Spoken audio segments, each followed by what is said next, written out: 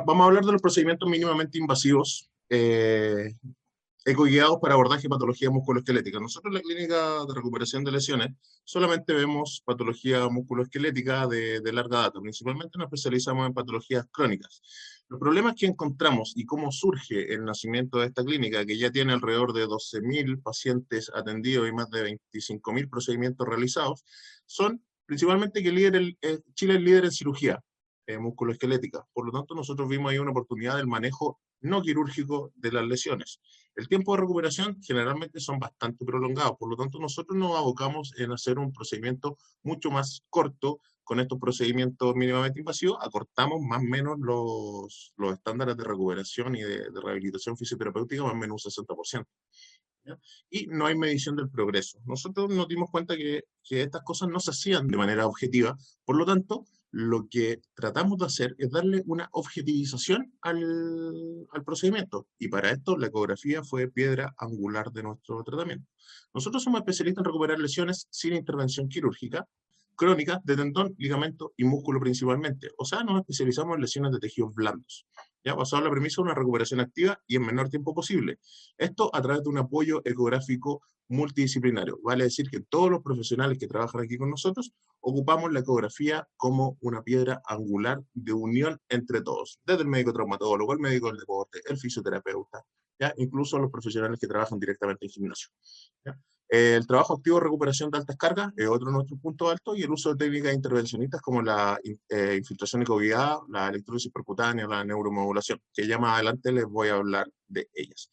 Nuestras instalaciones en la clínica son principalmente un gimnasio de rehabilitación, contamos con ecógrafos de la línea eCube de Alpinion, los cuales de costo-beneficio han sido muy satisfactorios el resultado, nos entregan una muy buena imagen, muy al detalle, que ya la van a conocer, y tenemos el resto de las instalaciones donde hacemos nuestros procedimientos.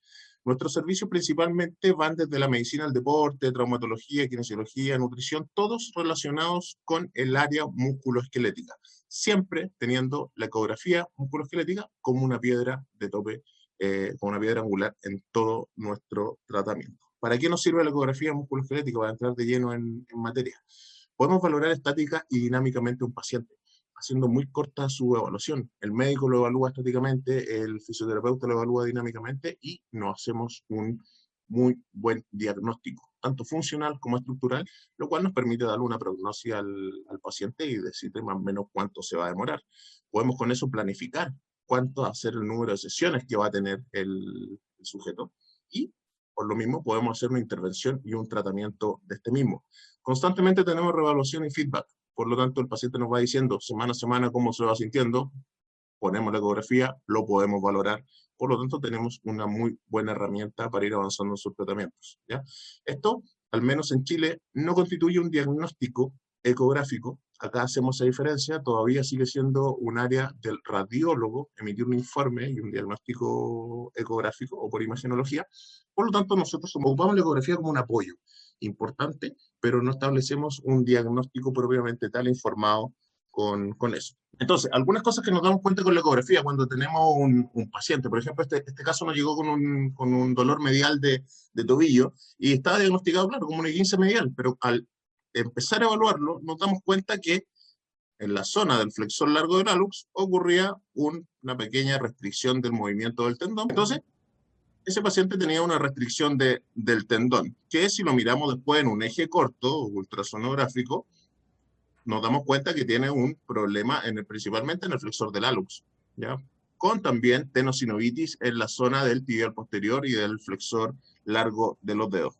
Por lo tanto, es un paciente que nosotros vamos a intervenir de otra forma, buscando otros objetivos con él, ¿ya? Tenemos acá otro paciente que nos llegó un caso súper interesante con un dolor anterior tibial. Nos llega directo a nosotros después de haber pasado más de 6 meses de especialista en especialista y nadie le había hecho una ecografía, por lo tanto nosotros ocupamos el ecógrafo y nos encontramos que, miren, acá en la parte superior como tiene una hernia muscular. La parte del tibial anterior se sale de la fascia y esa salida de la fascia le provocaba dolor justamente después de competir. Era una patinadora adolescente. Aquí vemos un corte sagital y vemos la misma herniación. Por lo tanto, ese paciente es un paciente que nosotros con nuestros procedimientos no pudimos ayudar, sin embargo, pudimos mandarlo a cirugía para que pusieran una malla de contención. ¿ya? Acá también, cuadro de fascitis plantar, talalgia, larga data, más de 2 años, sin conocer muy bien la causa específica, y claro, todos los tratamientos se centraban en la fascia medial, y nosotros encontramos que aquí había una diferencia entre la fascia lateral de ambos pies. El pie que se ve con un más ennegrecido es un daño en la fascia lateral. Entonces aquí se ve el daño en la fascia lateral versus el pie contralateral sano, que no se ve ese daño. Por lo tanto, podemos hacer muchas cosas y podemos ir viendo súper específicamente qué es lo que debemos tratar y qué es lo que no. En este caso, una tendinopatía patelar, rótula, tendón patelar, y nos encontramos que a la exploración, paciente también larga data, 2 años, dándose vuelta en distintos especialistas, todos los tratamientos se enfocaban difusamente en el tendón patelar. Sin embargo, nosotros encontramos que el defecto estaba solo en la parte profunda del cuerpo del tendón. Recuerden que las tendinopatías de cuerpo son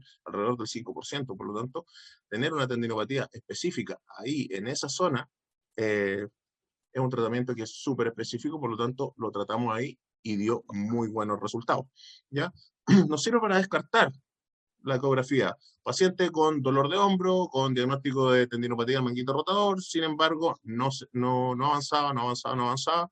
Una ecografía simple nos permite darnos cuenta que aparte tenía líquido.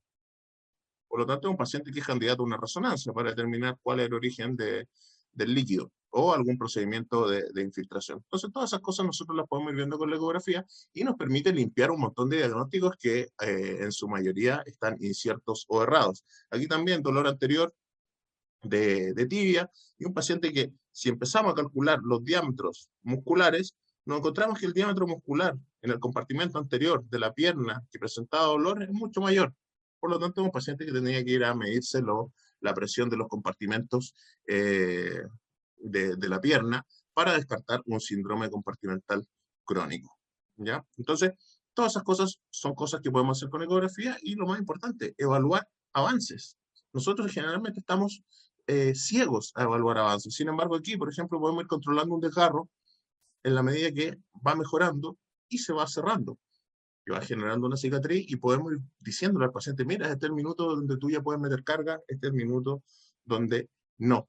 Entonces es muy fácil tener una herramienta para, como el ecógrafo, para poder hacerlo, ¿ya? Y este es uno de los casos insignes también, una tendinopatía patelar importante. Si se fijan acá, este es un cuadro que empezó en enero, donde ya el paciente llevaba más de 1 año y medio con dolor de rodilla, y en febrero, y en febrero presentaba varias roturas del tendón patelar, que si nosotros lo hacemos un comparativo a mayo, en 3 meses, a través de ejercicio y electrólisis percutánea, habíamos logrado disminuir bastante sus áreas de rotura. Si se fijan en la rótula, porque esto es súper importante, a veces no se muestran los mismos cortes, ¿ya? Aquí nos preocupamos de hacer el mismo corte, donde se ve la rótula, donde se ve la jofa profunda, el mismo corte, y estamos demostrando que hay una mejora en el tejido. Ya la mayoría de los resultados muestran dos cortes distintos y eso lo hacen comparativo, por lo tanto no son válidamente, no son válidos en su comparación, me refiero. ¿Ya? Por lo tanto, a través de las técnicas que nosotros empleamos, podemos alcanzar estos objetivos, y una de las técnicas principales que empleamos es la electrólisis percutánea, ¿ya? Ocupamos electrólisis percutánea, neuromodulación, punción seca, entrenamiento de altas cargas, piscosuplementación y infiltración ecoguiada. O sea, todos los procedimientos que hacemos nosotros son ecoguiados. De esos, el principal es la electrólisis percutánea. La electrólisis consiste en la aplicación de una corriente galvánica a través de una aguja. Fue inventada por José Manuel Sánchez, un fisioterapeuta español, por allá por fines del 90, inicios del 2000, el 2008, 2009, se empezó a agarrar un poquito más de forma.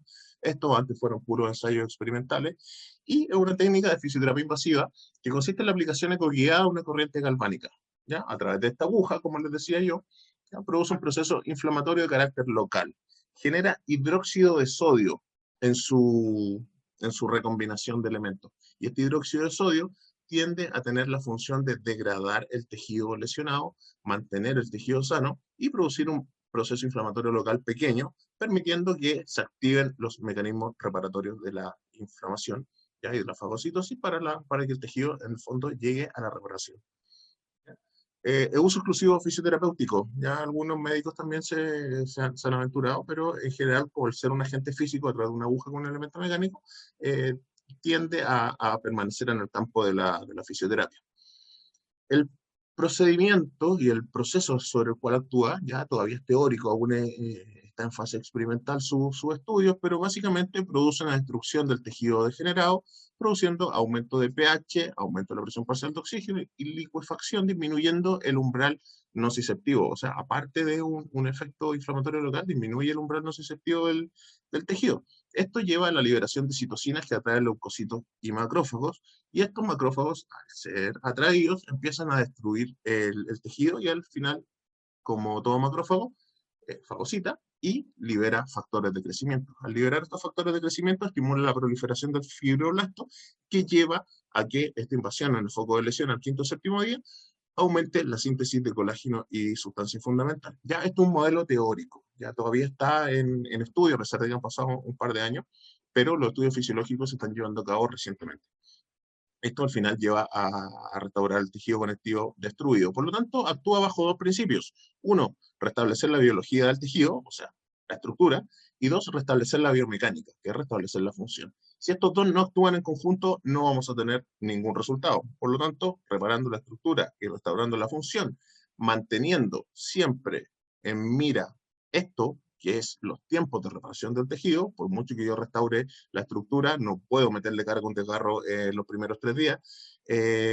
Manteniendo eso como premisa, voy a llegar a un buen resultado. Siempre el ejercicio va a ser la clave de este proceso, y la electrólisis al final nos va a dar una ventana terapéutica para que nosotros podamos inducir un ejercicio de mayor carga, llevando a una mejor síntesis del colágeno.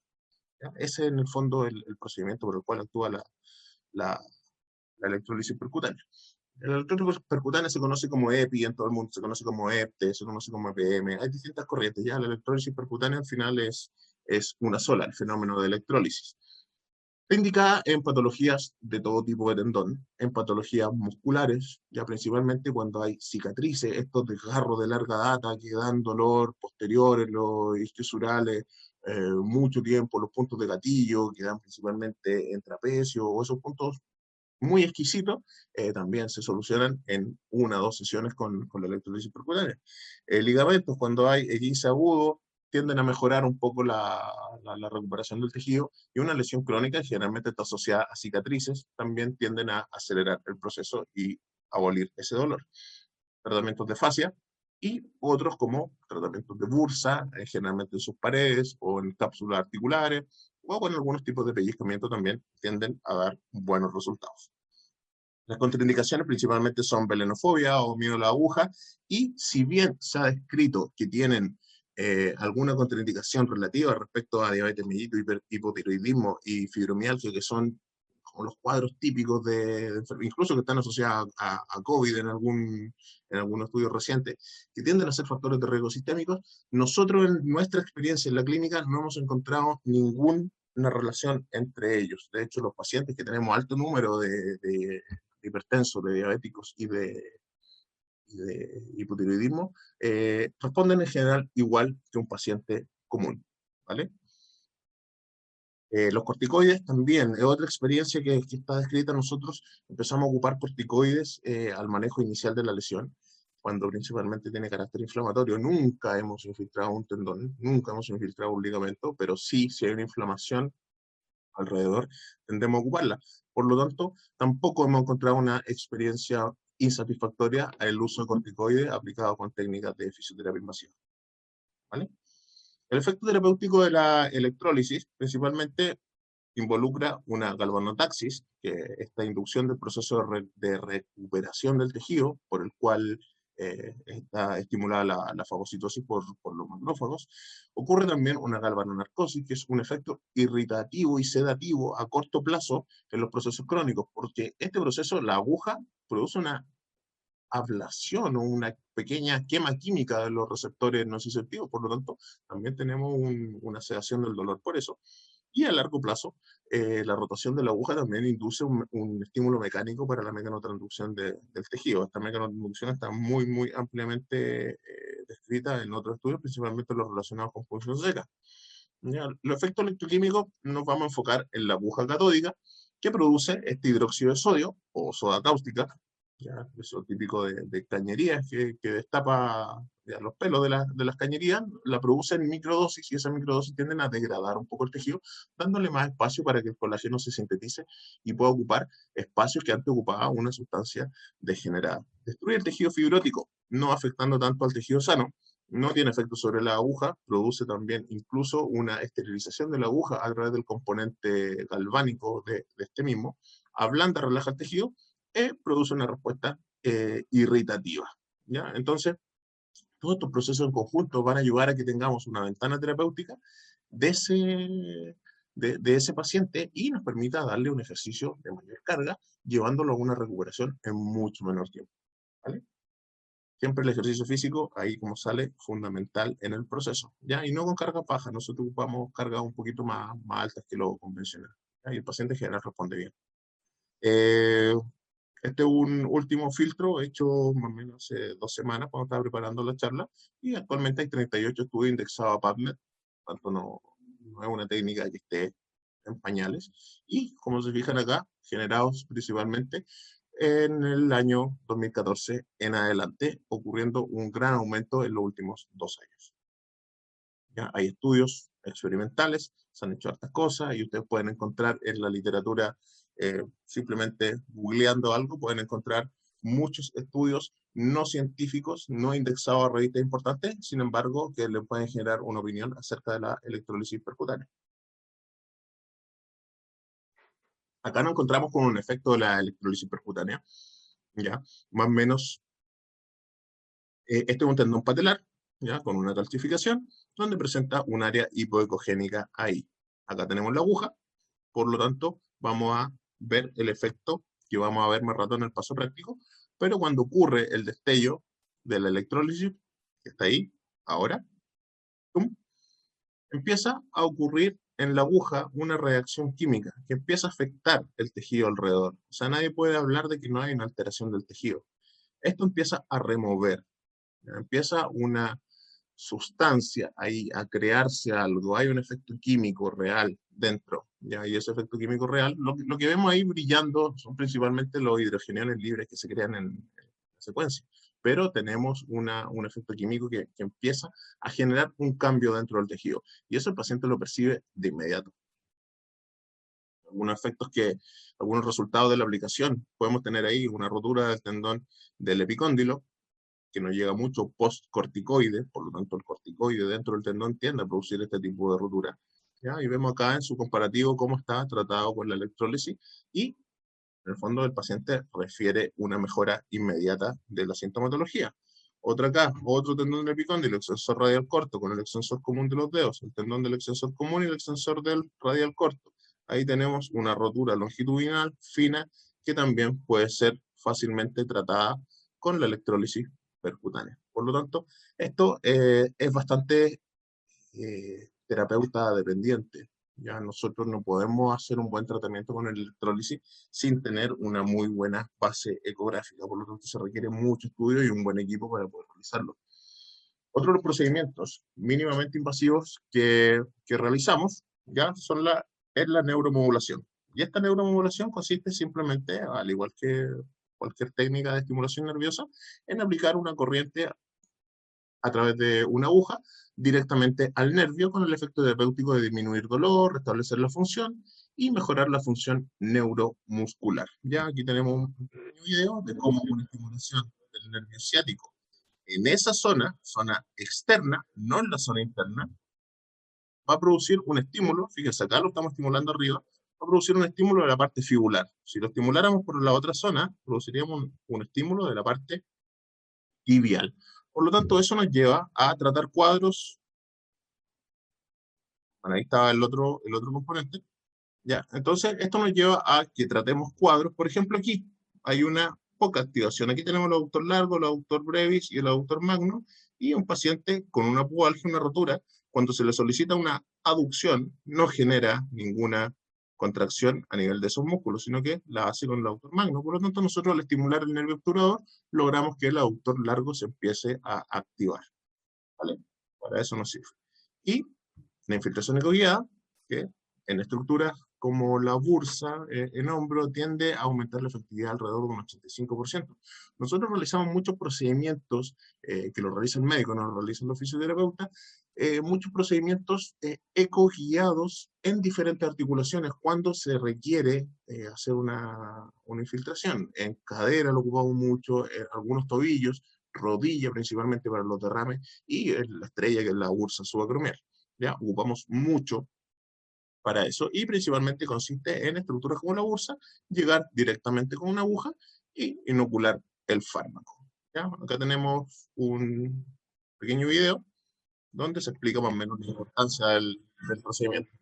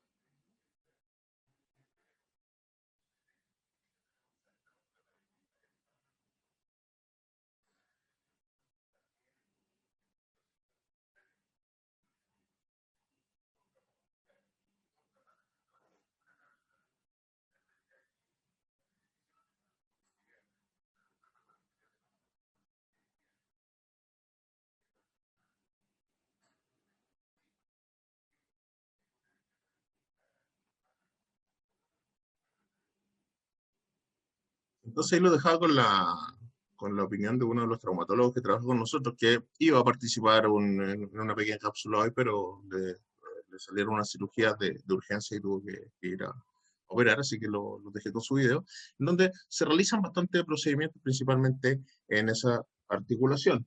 ¿Ya? Y se pueden realizar no la típica bursa subacromial, sino que podemos encontrar la bursa en el intervalo rotador, que esté un poquito más inflamada hacia la zona del subescapular o hacia la zona del supraespinoso, en este caso el subescapular. La podemos encontrar relacionada con la bursa subacromial, bajo la acromial, o incluso la podemos encontrar relacionada también bajo la coracoide, relacionada con el paquete vasculonervioso, bajo la acromial. Por eso es tan importante una guía ecográfica donde vemos ahí el fármaco actuando, no afectando el paquete vasculonervioso, sino que quedando bajo él. Podemos hacer una infiltración en fondo de saco donde lleguemos hasta el origen de la bursa y la miremos ahí, o vamos a tener bursas más amplias, sobre todo con zonas de lesión tendinosa, que la bursa va a migrar hacia el centro de la articulación. Y también, si se fijan acá, que esta imagen es muy buena, pero tenemos cómo el fármaco afecta solamente el contenido de la bursa, pero mantiene alejadas las dos paredes que son bastante gruesas. Esto es una bursitis ya bastante crónica probablemente en la paciente, porque afecta la bursa, porque sus paredes están bastante engrosadas y fibrosadas. ¿Ya? También podemos esto estar relacionado con si la bursa es demasiado masiva o puede estar asociada a una lesión de tendón o un desgarro masivo, el manguito rotador. También podemos realizar una aspiración del contenido. Creo que aquí los videos están al revés. Aquí está, perdón. Una aspiración del contenido. ¿Ya? Primero realizamos una aspiración de todo ese contenido bursal, que principalmente el líquido sinovial, la mayoría de las veces que viene de la rotura de algún tendón. ¿Ya? Y una vez que drenamos toda la bursa, procedemos a la infiltración. Aquí, perdón, pero están al revés los títulos y ahí está la infiltración ya con el fármaco y esos pequeños destellos que son partículas de aire que quedan dentro de la jeringa. ¿Ya? También lo podemos ocupar para acelerar el proceso de reparación de un desgarro muscular. Aquí tenemos el típico tenis leg, donde nosotros procedemos a primero drenarlo y después de ese drene podemos inyectarle un corticoide o incluso podemos dejarlo así con un vendaje compresivo y mandarlo a fisioterapia. ¿Ya? Y también en el caso de infiltración articular lo podemos ocupar para derrames masivos, perdón, eso es solo, no, el video, ¿ya? Para derrames masivos de rodilla, ahí vamos a ver cómo va a empezar a disminuir la zona y con la posterior inserción de algún fármaco antiinflamatorio o incluso algún ácido hialurónico para proteger el cartílago. Ya acá tenemos la foto de un derrame articular, donde está la aguja ahí dentro.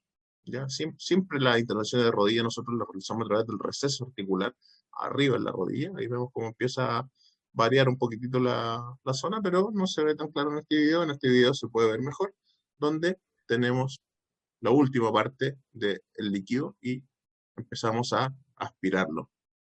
Esta aspiración tiende a producir una mejora de la sintomatología bastante clave en los pacientes. Ya ahí lo dejamos sin líquido, la paciente llega con muleta y se puede ir caminando. Bastante impresionante lo que provoca.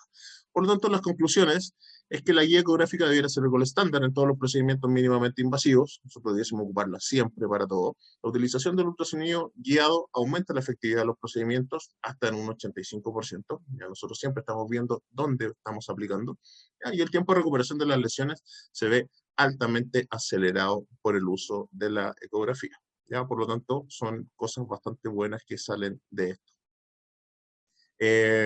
Pueden seguirnos en nuestras redes, Clínicas CRL, o en Instagram, Clínicas CRL, y si quieren información de cursos, de ecografía, o ver la parrilla que pueden, cómo especializarse en todo este tipo de cosas, también pueden seguir el Centro de Formaciones Clínicas en Instagram o las páginas web que están ahí. ¿Ya? Vamos a ir a un paso práctico ahora, donde les voy a mostrar en tiempo real la intervención con electrólisis percutánea y también vamos a tener el testimonio de un paciente que les va a contar en muy poquito tiempo su experiencia con este tratamiento. Ok. Dale, Oscar, cuéntanos tu caso más o menos. Bueno, como les contaba, mi nombre es Oscar, yo soy ciclista de montaña y llegué a la clínica acá, CRL, por una fuerte caída que tuve en bicicleta y mi lesión era una lesión en mi tendón rotiliano, llamada tendinosis patelar. Llegué a la clínica me la recomendó un amigo ciclista, en donde el médico que me estaba tratando, el traumatólogo, me decía que la única solución a mi problema era una cirugía. Entonces llegué acá y acá me dijeron que no, acá me dijeron que tenía solución. Y por eso estoy con el tratamiento y hasta el momento he tenido muy buenos resultados. Ya puedo hacer ejercicios que antes no podía hacer, movilidad en la rodilla que tampoco podía hacer. Y nada, se los recomiendo a toda la gente que me ha preguntado, se los recomiendo mucho. A mí he estado súper bien de estos últimos 3 meses y aquí estamos dándole. Aquí le vamos a mostrar el tratamiento que hace acá el kinesiólogo. Bueno, vamos a hacer una ecografía en tiempo real del tendón patelar. Esta ecografía, como les digo, es de un paciente con una caída y una lesión traumática del tendón patelar de larga data. Ya lleva con nosotros el tratamiento más o menos 3 meses. ¿Ya? Esos 3 meses nosotros lo hemos sometido a 4 sesiones de electrólisis y varias sesiones de ejercicio físico. Esas sesiones de ejercicio físico consisten en aumentar la carga que puede recibir el tendón y la electrólisis nos está dando estas ventanas terapéuticas sin dolor. Entonces, van a ver en la pantalla lo que estoy compartiendo con el ecógrafo y en la parte más pequeña, la rodilla del paciente. Entonces aquí nosotros nos podemos fijar que tenemos una rodilla, ¿ya? Vamos el foco, exploramos de la parte de arriba, tenemos un derrame mínimo en el receso articular. Sí, presenta un poco de líquido, pero no tanto, con un tendón cuadricipital que está medianamente indemne, con una pequeña calcificación y irregularidades que son menores, y nos vamos a la parte más inferior del tendón patelar. Este tendón patelar en su polo proximal no presenta problemas, sin embargo, cuando nos empezamos a alejar, ahí presenta unos focos de tendinosis en el cuerpo, etcétera, pero nos empezamos a alejar y ya en su parte distal presenta focos de tendinosis múltiple con calcificaciones con sombra acústica. Estas calcificaciones probablemente son a través del golpe que generó un proceso cicatrizal importante. Sin embargo, nosotros aquí en la clínica no nos preocupamos tanto de las calcificaciones, ¿ya? Lo que nos preocupa es el tejido alrededor de la calcificación. Y ese tejido, si nosotros hacemos un comparativo entre los resultados de ahora versus cómo estaban hace 3 meses, ese tejido es absolutamente diferente, ¿ya? Ese es el tejido que a nosotros nos va a preocupar, no nos tiene que preocupar tanto esto. Por lo tanto, nuestras intervenciones van a estar dirigidas a ese tejido que, si les mostrara una imagen anterior de este mismo paciente, ustedes notarían la diferencia acá, pero por tiempo no alcanzamos a hacerlo. El resto del tendón, si se fijan, se ve engrosado, pero con un patrón regular. Por lo tanto, eso es lo que nosotros buscamos. No buscamos un tendón fino, buscamos que el tendón esté regular, ¿ya? Y vamos a realizar la intervención en esta zona. En este caso, sobre la rodilla con el transductor. Y vamos a proceder a la zona que conversamos. Y vamos a realizar la punción ahí. Fíjate, estamos llegando, visualizando la aguja en todo momento y nos focalizamos en las áreas hipoecogénicas. Lo importante es siempre visualizar la punta de la aguja, ¿ya? En este caso, sobre la zona de calcificación, vamos a hacer un corrido y vamos, generalmente las que son un contenido más acuoso. ¿Ya? Podemos ir haciendo un barrido de la zona, podemos ir retirando la aguja, vamos perfilando. La técnica en sí es dolorosa, pero no es nada que no se pueda tolerar por el paciente. ¿Ya? Lo que me interesa es que vean los destellos de la aguja. Fíjense, vamos a llegar a una zona bastante profunda que tiene un área tendinósica. No sé si ven la punta de la aguja. ¿Se logra apreciar? Sí, sí, se aprecia muy bien. Excelente imagen. Y en esa ocurre la reacción química. ¿Ven? Ahí estuvo perfecto. Entonces, ocurren una serie de destellos. Si se fijan, la reacción química en este caso, ¿ya?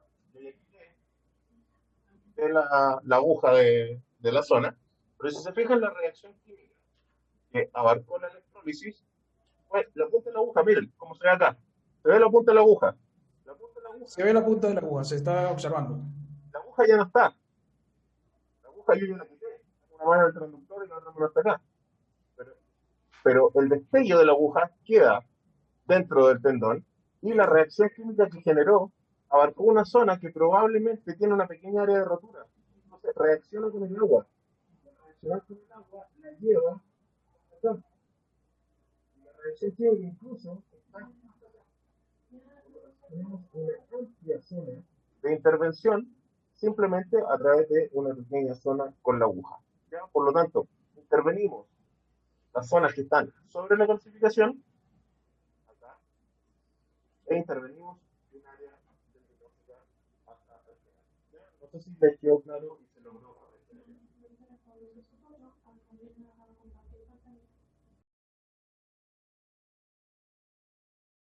Iniciamos entonces la sesión de preguntas que nos han llegado a través del chat de preguntas.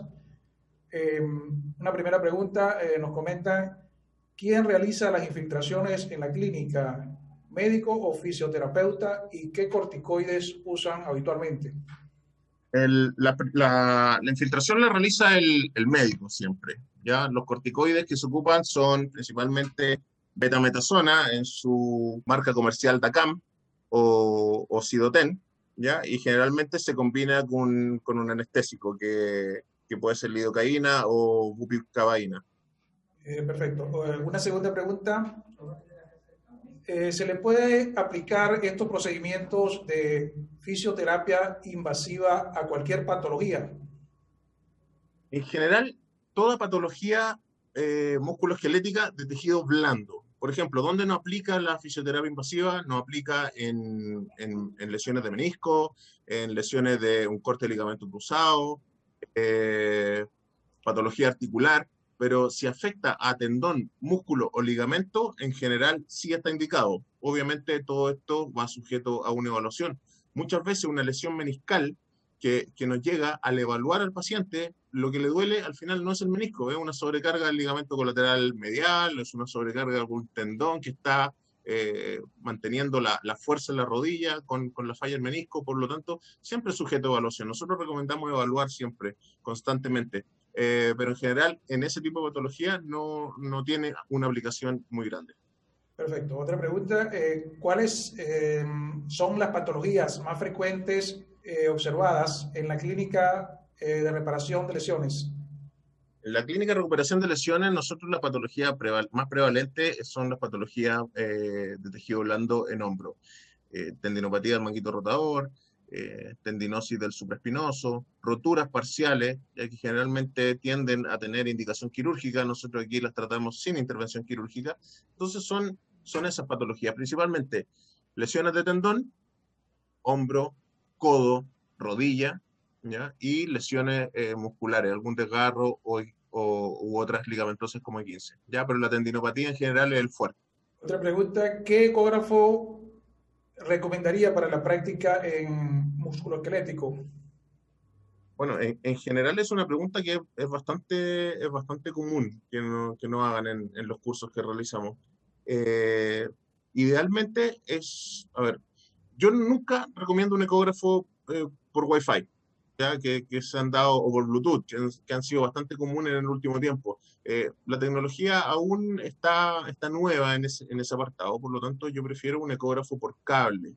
En ese sentido, depende para lo que lo quieras ocupar. Si lo quieres para algo sencillo o para visualizar la aguja, un ecógrafo básico puede funcionar.